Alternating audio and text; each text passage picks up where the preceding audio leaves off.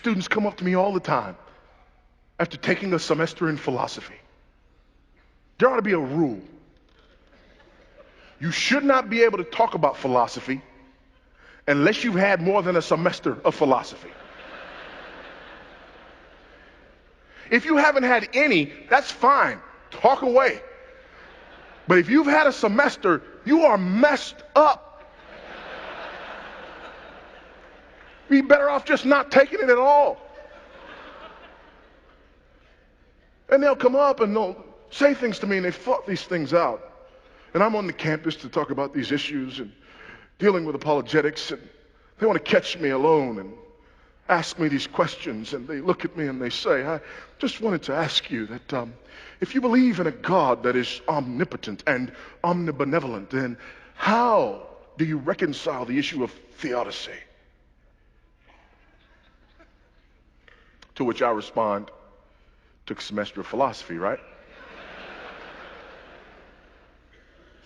Well, yes, how did you know? Because if you hadn't, you'd have just said, listen, God's so powerful and so good, how come bad stuff happens?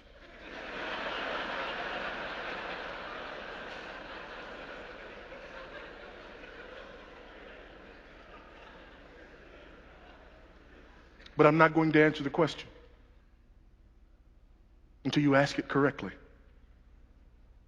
I worked on that all week. What do you mean ask it correctly? You're not asking the question properly. What do you mean ask the question properly? It's my question. You can't tell me how to ask my question. I will answer your question when you ask it properly. How do I ask it properly? Here's how you ask that question properly. You look me in my eyes and you ask me this. How on earth can a holy and righteous God know what I did and thought and said on yesterday and not kill me in my sleep last night? You ask it that way and we can talk.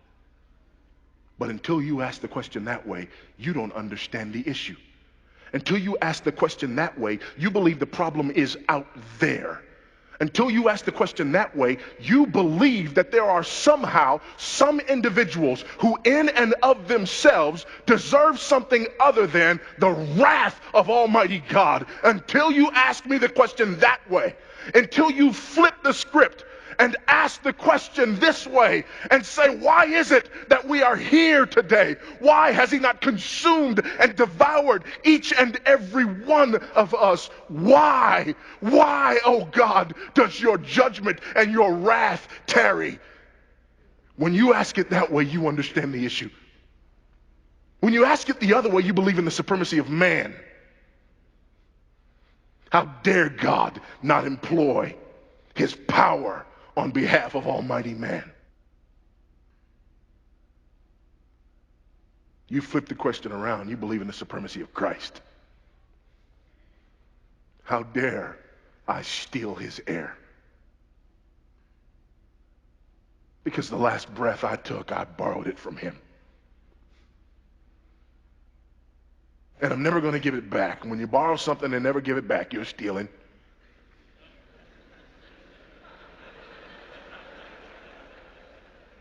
Some of you need to take a moment and get right now.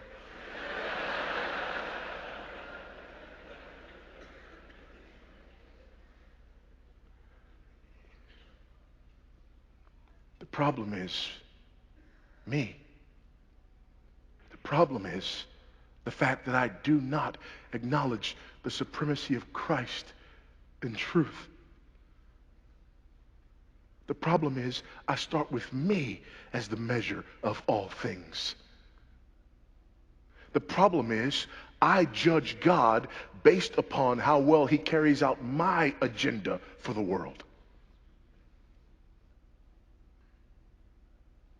And I believe in the supremacy of me in truth. And as a result, I want a God who is omnipotent but not sovereign. If I have a God who is omnipotent but not sovereign, I can wield his power. But if my God is both omnipotent and sovereign.